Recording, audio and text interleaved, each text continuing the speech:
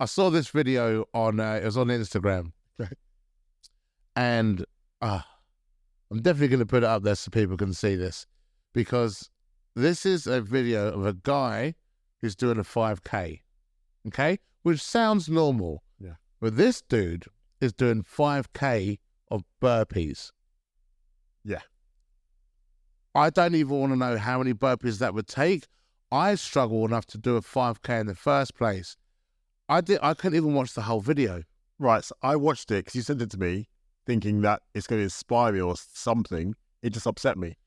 He started in the dark. Do you realize he started in the dark and finished in the daytime with people cheering him at the end? I mean, it was still dark when I started watching it. Oh. I'll be honest, I got to like 7 burpees and I was done. I thought I could never be his friend. I don't want to see this. That's just a lot. Dude, but what you have to watch is, it wasn't just a normal burpee. He did a huge leap. Yeah. Every single time. There's got to be a good few thousand. I don't even want to try and count it. I mean, some of the stuff that I see influencers do. Yeah. Like, have you seen the one with those guys where they do a sit-up, then throw a 60-kilo dumbbell at each other, then do another one? Yeah. I'm like, you're never going to do that in a gym. That's not your workout. No, but it gets likes, it gets engagement. Why? Because they're topless, they're in shape, and they're oiled up like a newborn baby. We should do that, dude. I would no, I'm never doing that. No.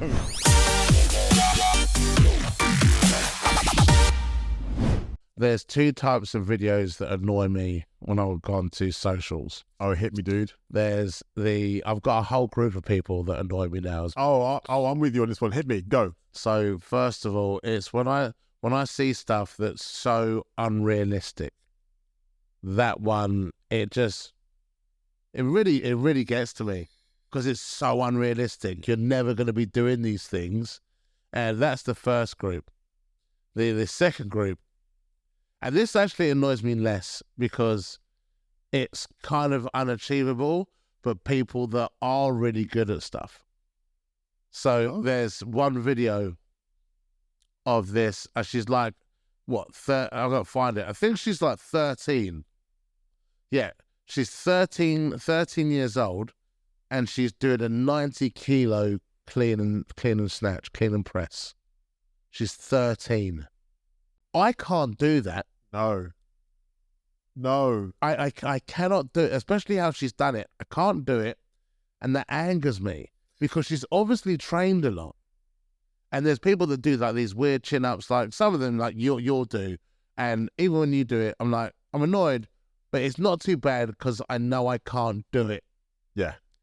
But she's 13. Like, did you watch the Olympics? Oh, dude, the Olympics inspire me next level. The weightlifting. That did the opposite for me. Oh, really? The weightlifters. Like, there was one guy who was 90 kilos. Yeah. Did a clean and press on, I think, what was it, 270? Up there, yeah. I can't squat 270. No.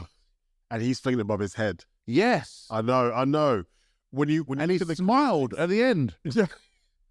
It's the context of everything. And again, so let's go back to the Olympics, okay? Let's just segue for a second. What an amazing show. Because you look at people some of these people got full-time jobs. Some of these people got full-time jobs and children. That angers me more. I know. And they're making the time to commit to whatever the activity is that exercise their sport to be the best of the best. But again, it doesn't. They are actually they are the lowest group that annoy me. Okay, good. I get annoyed by those people the least. Okay, good. Because again, it's so impressive, and I watched that. What makes it worse is, do you ever find this when like that 13-year-old? Yeah. And then I look over at my 10-year-old son. I'm like, dude, you got 3 years. You got 3 years to do this. Otherwise, I'm going to lose a little bit of respect for you. Do you ever look at your kids after watching like stuff online? Last night. What's wrong with you? Last night at bedtime, our little one was like, can we look at some gymnastics? So I was like, okay. So I'm sitting there on the phone. We don't do it all the time. I was looking at some gymnastics things on my phone. and it came up with probably like a 7-year-old. Does she do gymnastics? Does gymnastics, okay? Yeah. And there's a 7-year-old whose parents in America had converted her whole room into like a little dojo, gymnastics thing. She had rings. She actually had lots of martial arts stuff on the wall as well. But this young girl, 7 years old, was doing somersaults, back somersaults, flips on the rings, up, down there, and didn't miss a beat. And I sort of looked across at my little one, and I thought, we'll pay for gymnastics. Yeah. My little girl does gymnastics as well. Right. And then I'm going to say, when I see these videos of kids her age, and I'm like, what am I paying for? What am I paying for? Like, what are you doing down there? Literally, I've watched a video and showed it to her and gone, do this now. Yeah. Otherwise you owe me money. I'm keeping a tab. I'm keeping an open tab. Yeah. I mean, I've made jokes, tongue in cheek, go, oh, at the next Olympics or in 2 Olympics time, what will you be doing? And bless her, she thinks I'm joking. No, we're serious. We're serious. You've got 8 years to get there. Seriously. But it is really, it's funny when you watch to see what people are capable of. Yeah. But again, they're the third ones. So my lowest ones are people that are really good at stuff. Cool. Okay. The middle are people that are completely unrealistic with the things and I get it. It gets likes. It's fun to see. Absolutely. But it's just no. Yeah. No, it's unrealistic. The top tier ones that really annoy me, and I feel quite horrible with this. Strap in, people. Paralympians. Oh, wow. Yeah. Be careful. I'll tell you why, though. We might get cancelled. No, this is the reason why, because I look at what they do. Yeah. And it makes me go, what's your excuse? Right. The dude he set a world record swimming with no arms. I saw that. No arms, and conked his head hard against. Just see how fast he was going. Yes, legs only. He was magnificent. And I'm just like, there's this other clip of this bodybuilder. The guy's got no legs. Yeah. But he's got quads. Oh, yeah. He's shredded. Yeah. And I look at him and I was like, what's my excuse? Yeah. Oh, no, my knee hurts. Oh, my knee hurts. Oh, no. Yeah. That guy hasn't got a leg. The other person hasn't got arms. And I'm just like, I watched some of the things I've seen people do, and it's so impressive. And you think, these are people that literally have all of the odds stacked against them. Yeah. And they've gone, I'm going to do it anyway. Yeah. And that angers me because I'm not going to do it. No, you're not. No, you're not. You're not, are you? Pure jealousy. But in the right way. Pure jealousy is jealousy, dude. Like, I'm looking at that, and there's time I'm like, I've got to turn this off. There's literally videos that will come up, and because I've seen one, my algorithm's gone, oh, he likes to watch Paralympians. Yeah. So now all I get is all these really talented people that just, mate, I'm looking at them now. This is so upsetting. But at the same time, I'm so proud of them. And I don't mean that in any kind of content way, because I'm proud of any athlete that does that. Well, it's not even like pride because I don't know them, but it's very much more like I'm so impressed. Oh, yeah. Because I know how much dedication it took for me to be average. Yeah, right. See, I appreciate that so much more. It took so much hard work for me to be pretty crap. And a t-shirt. You know how much hard work it took to be average. That is class. I worked really hard to feel like crap. And they're out there. Because honestly, I mean, the thing is, though, it's the backstories. Yeah. Sometimes you get the people who go, oh, 10 years ago, I had meningitis. Yeah. I lost both legs and one of my eyes, but I'm now on a podium. And you go, well done. The sprinter. Amazing. There was a dude, again, lost both his legs. Yeah. And was a sprinter before. Right. So that's the thing. He was a sprinter before, lost his legs, and went, that's still not going to stop me. Yes. I'll hurt my shoulder a little bit, and when I'm not going to the gym. There you go. There you go. I hurt my shoulder sneezing. To be fair. And I was like, I can't go to the gym because my shoulder hurts. He lost his legs. He lost his legs. Still sprinting. And I convinced myself I'll take a few extra days because I wanted to rest. I wanted to heal properly.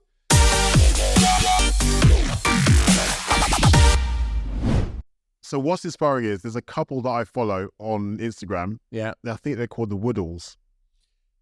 She is a long jumper. She was in the Olympics. Yeah. She got gold. Okay? Yeah. Her husband, I think his name is Hunter. Right. He's in the Paralympics. He won gold in the 400 meter. So that's 2 Olympic gold medalists. One in the Olympics, one in the Paralympics. I follow them, they inspire me because they've got each other's back. Can you imagine being friends with them though? Oh, how? You can't make excuses about anything. No. I don't think I could be friends with them. No, there's so many reasons they could make noise and complain, but they don't. And they seem to be having so much fun. Yeah. And you go, well done. I feel... When I train with my friends, we are quite horrible to each other. So we say things that aren't even insults. But it's, so for example, training this week, one of my friends he's here, he's over from Dubai, and he's been coming to the gym with us. And I was like, it's legs tomorrow, and he just didn't want to do it. I was like, and we're going at 6:30 in the morning. He really didn't want to do it. And all I said to him was, you don't have to come. And that was enough for him to go, no, I'm coming. I was like, and then I just kept going. I said, dude, you don't have to lift what we lift. That doesn't make me better than you, even though it does. The power of reverse psychology. Yeah. So horrible. I couldn't be, I've done it before where I've been sat at home and I thought, I'm not going to the gym. Yeah. And there's a friend of mine called Kieran. We're going to get him on the bus. He's a PT down at the gym. I've known him since he was a kid as well. He's a really good dude. And I was at home about to sit down and eat. I was going to tuck into this red velvet cake, which is one of the best cakes. Oh, yeah. And I've been saving this slice. And I couldn't be bothered to find something on TV to watch. So I'm just scrolling. As I've taken a forkful of this cake and I'll open up my Instagram, the first thing is Kieran at the gym squatting like 4 plates. And I was like, well, that's what it is. Now, I literally put her down. I had to go to the gym. And he was there like, what are you doing? I was like, this is what you did. Wow. You've done this. I don't want to be here. But I feel like you know. The power of the algorithm. It knew. It knew. It was like, what can we do to save him? Yeah. Let's show him Kieran. He needs this is I think when if you're gonna train with anyone, train with people that make you accountable. Always. Because there's too many people out there who want to train in the comfort zone with people who aren't going to push them, aren't going to challenge them, or they feel are better than them, so they don't want to train with those people. No. I also don't want people that when I say I can't be bothered, they go, yeah, fair enough. Yeah. It's good to have a push. Yeah. I think that's one of the biggest things as a culture. I think people who make it are called people who hold them accountable to things. Yeah. And that's what you need to do. Let's talk about accountability. My phone, your phone, people live on their phones. Yeah. Some of my most recent workouts where I've not been in the mood, I've put my phone somewhere in the gym when it's been quiet or the private corner. And just by virtue of filming it, I've upped my game. Filming yourself makes you stronger. I did that this morning because if I'm going to do something heavy or something, because you start to mentally tell yourself you can't do it. Yeah. Even though you probably could, but you start to talk yourself out of it. But for some reason, if I'm filming it, there's record of it. Yes. You don't look back at yourself and go, oh, look. I want to share it. I want to show people. Do some of calisthenics things or throwing heavy weights around or doing something that's quite athletic and sporty. If I'm second guessing myself, like hit record, yeah, I'm thinking, I need to post this. This is going to become content. Yeah. So therefore, I'm like, A, I need to make sure I do it properly. B, my head is thinking, make it look like it's doable. So as much as I'm on a cry or with grimacing, I'm like, make it look like it's easy. Even though on the inside, I'm in pain. Do you know what I mean? Yeah. It's like my phone has become my gym accountability buddy. Does that make sense? Yeah. I'm not just scrolling and doing nothing. I'm filming it for a reason. And it's not because I'm wearing like tight short shorts or sleeveless tops to get engagement or likes because I'm showing flesh. I'm doing it. Why are you talking about my tight short shorts? I'm going to bring them up. There's nothing wrong with my tight short shorts. Seriously? They are the perfect type of tight short shorts. Yeah, if you're trying to make sure you haven't got deep vein thrombosis. I didn't even mean for them to be that tight. They felt comfortable. Oh, really? Yeah. How comfortable is comfortable? Because not being funny, every time I've seen you wearing those things, I'm like, how long did it take you to get in those things? And is there talcum powder in there? You see the hamstrings though, right? That's not the hamstrings that work. Fair dues. With when you talk about, I never used to film myself to put online, and I've started doing that. But I've also started taking pictures of myself, trying to get more comfortable with my body. Okay. Which has been really, really weird. Like trying not to get the best angle and the best lighting. Just going, right, I'm going to take this selfie and I'm going to post it, because now it's like, now that I've said it into the world, I've now got to do it. Yeah. So each week I'm like, and even now we've done a bigger drop down 6 kilos, and so 124.3. We're down to there, and I feel much better. Good. But I'm posting it now to share it. And the thing that I didn't realize would happen is the support you get from people around you. Yeah. Certain people around you. Certain people around you, yeah. Yeah. So it comes back to the certain people that annoy you. So the people that annoy me, I'm going to throw my list in. The people when you're doing well who say nothing, even though they might be close to you. Then what were you doing? Don't say anything. Got complete strangers who are going, well done, or click like and so on. So here's a question. Do you think that that's a you thing? Explain. So if you're doing well, but say the thing that you're doing well, the thing you're doing well might not be visible to everyone. Yeah. So there's that type of it.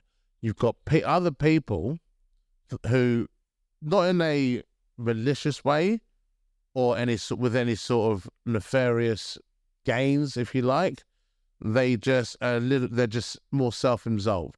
Yeah. They might be busy for whatever reason, so they might not be looking. Some of them that haven't seen it as well.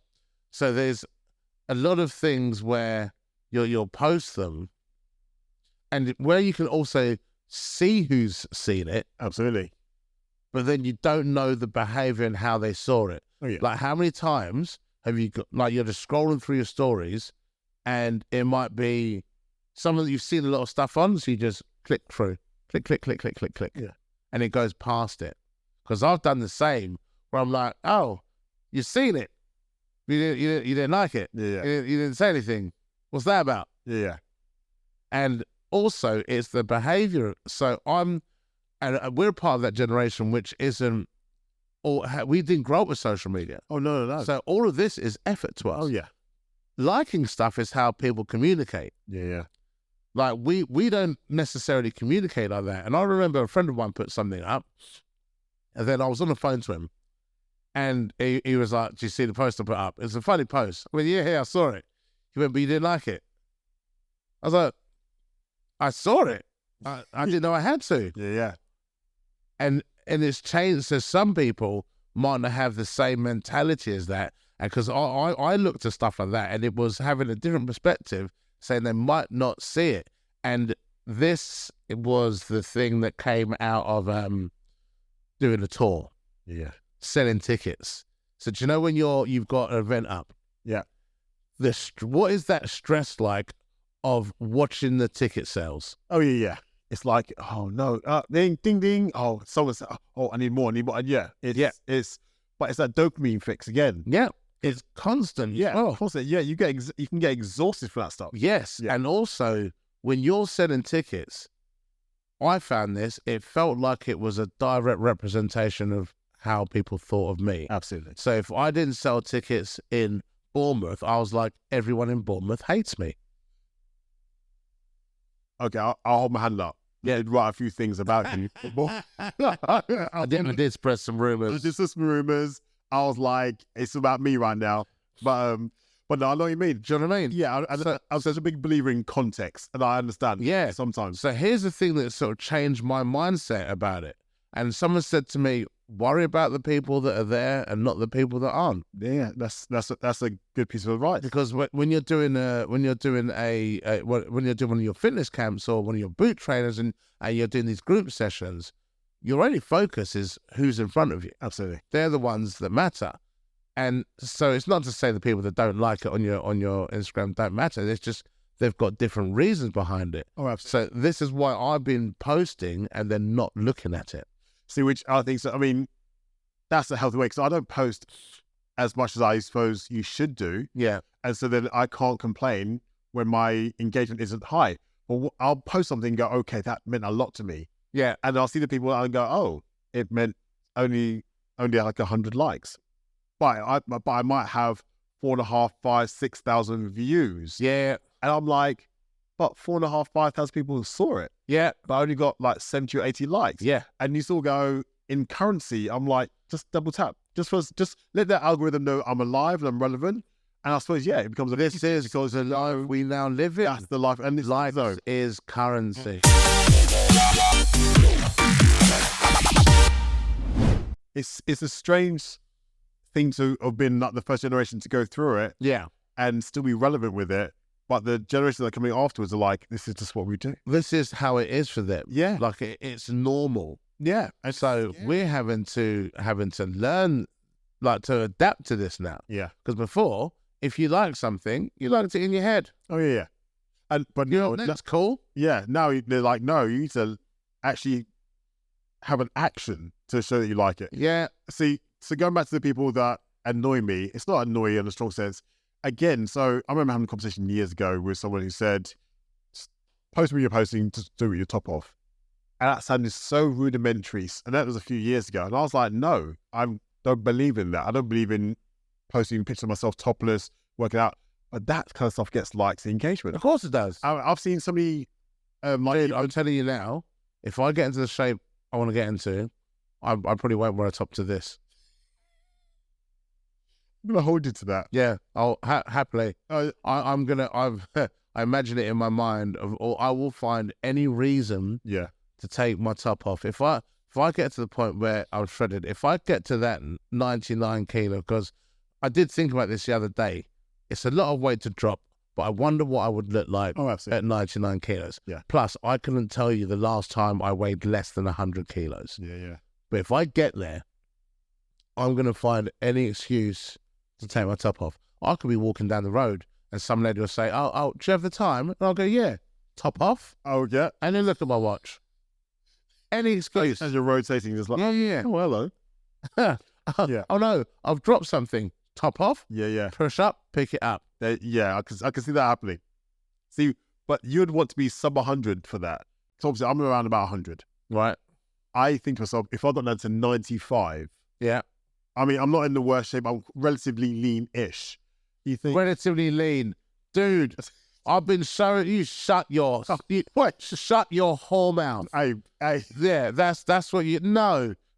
I'm not lean. I showed videos of when we were doing bent over rows and you were growing muscles with each rep. I was like, why has he got abs on his arm? Like there was so many different muscles. It was the lighting. It's not the lighting. The lighting's like adding muscles. But hey, that was me at 100. You looked photoshopped. Thank you. I'm thinking, so angry. Oh man, you come back here again. Yeah. But I'm just thinking to myself, and it's again, go back to that number thing. I'm not fixated with it, but I'm curious. What would I look like at 95? 5 kilograms off. And again, I'm curious. I won't do it though.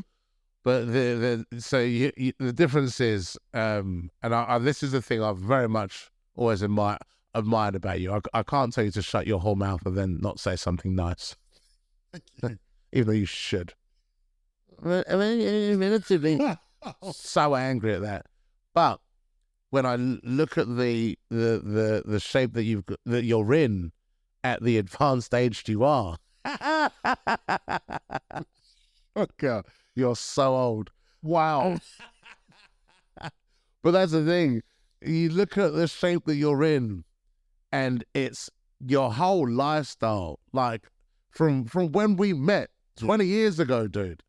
Like you've always done this, and that's what shows. And that does. There's times I've just seen your line. I'm like, oh, shut up. When you that pull up one you did, we did a pull up, then swing to the next one, a pull up, and I was just like, do you know what? I watched it, hoping you'd fall. Oh, really? Yeah. Oh, do you know what? I thought that would be you.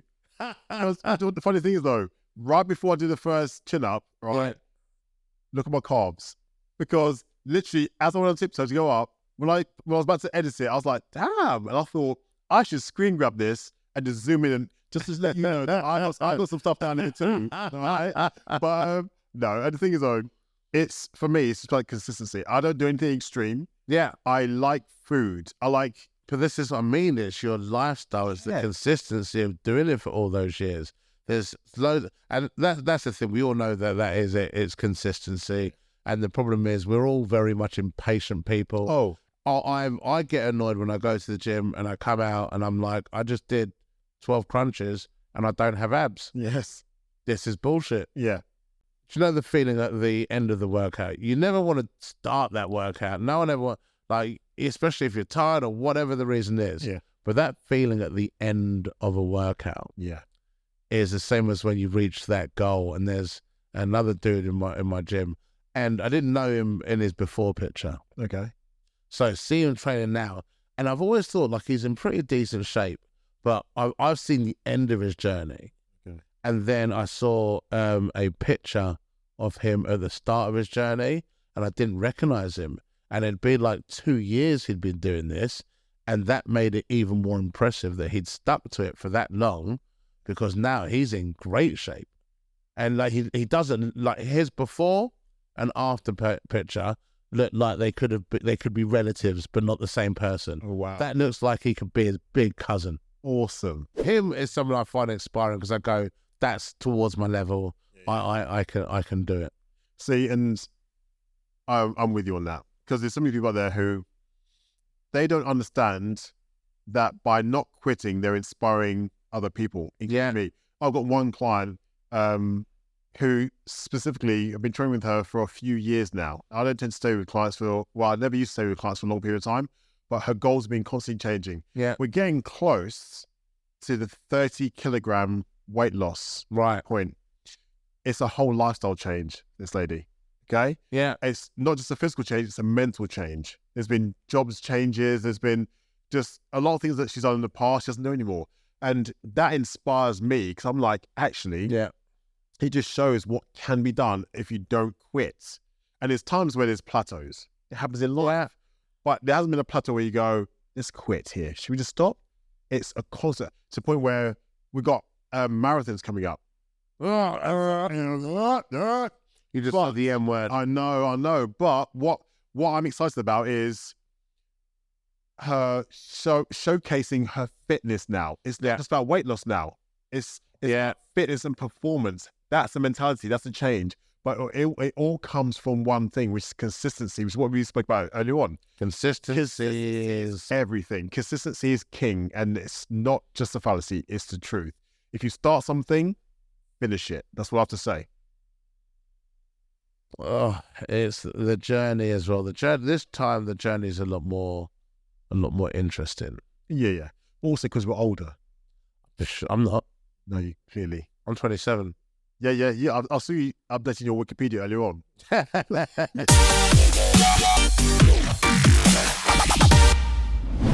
I found a new exercise. We've got this new machine in our gym that humbled me.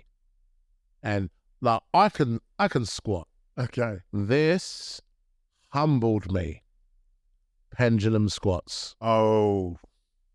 Joe, I thought you were going to say that.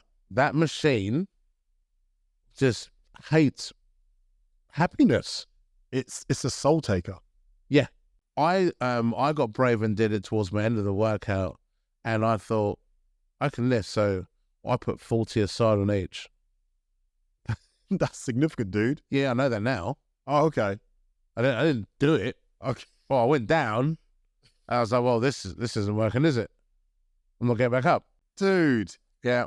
That is a ferocious piece. I love it. I mean, the gyms that have it, I sit there in admiration of people who are just stacking the weights on and repping it out. I'm like, wow, I'm there doing it like I'm like Jane Fonda with like piddly weights either side and go for reps. No, not for that. Well done. What's an exercise that like humbled you the first time you did it?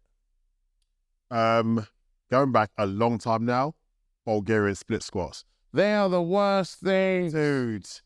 I remember doing it years and years ago before it became fashionable, and getting over-egged with a friend of mine and picking up a pair of, I can't remember what weight they were, but there's some heavy dumbbells. I wouldn't say heavy. I mean, probably about 20s. They're about 40 kilograms on the first time we do an exercise. And I remember my ego going, we got this. And my friend was really particular about form. So I remember having to go down and I'll kick back, full range of motion, slowly. And I remember that. Well, your leg starts wobbling. My legs were shaking. And I remember sweating. And each rep was like murder. And that's back when I used to train legs a lot more. Yeah. And I remember coming out of it thinking that wasn't too bad. I had DOMs for about 3 days to the point where I thought, I've torn something. Even when you do those with just body weight, you feel it. Oh. I'm starting to think that any exercise that starts with a Eastern European country is just designed to hurt you. Yes. Name one that isn't horrible. Yeah. Do you know, you got the Romanians, you got the Bulgarians. Yeah. I mean, it's a bit scary out there.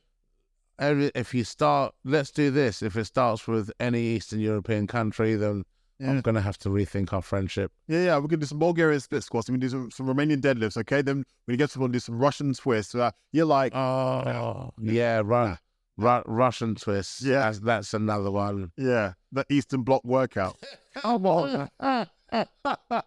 It's the next new thing. Oh, yeah, Bulgarians, they are, when I see them on a program, you just know. And I try to, my thing is, I say my thing, what I like to try and do is work on the things that I'm crap at. Yeah. So now I do a lot more back stuff now. Okay. Because I know my pull is so much weaker than my push. Yeah. So I've started now going, right, if I can push this, I've got to be able to pull it. Right. And so even now, so when I go to do pull-ups, I still do them with the resistance bands. Yeah. But I'm now getting less and less and less. Okay. But I do deadlifts now on my pull days. I start with deadlift. Yeah. So when I'm used to lifting the heavy weight, all of a sudden a pull-up is a little bit easier. Yeah. Because even it's like when you drop set. Yeah. You just lift something really heavy, so lifting something half its weight feels a lot easier. Yeah. See, as a result of us training, I'm making a conscious effort to do so much more pushing. Yeah. So whereas before I'd stay away from like the really heavy benching. Yeah. Now I make a beeline for it. And that's because I got humbled on the day we did chest to the point where I was like, okay, but I take that as a good thing. So I'm never going to be as strong as you on a push. But I was like, actually, I know I can be better than I am currently. Yeah. And that's all I care about. Because as I'm getting older, I'm not trying to hit new PBs all the time. I want to get to the point where if I plateau but stay at a really decent level, as I get older, if I can just hold on to that level for as long as possible before I get weak when I'm older, potentially. Does that make sense? Yes.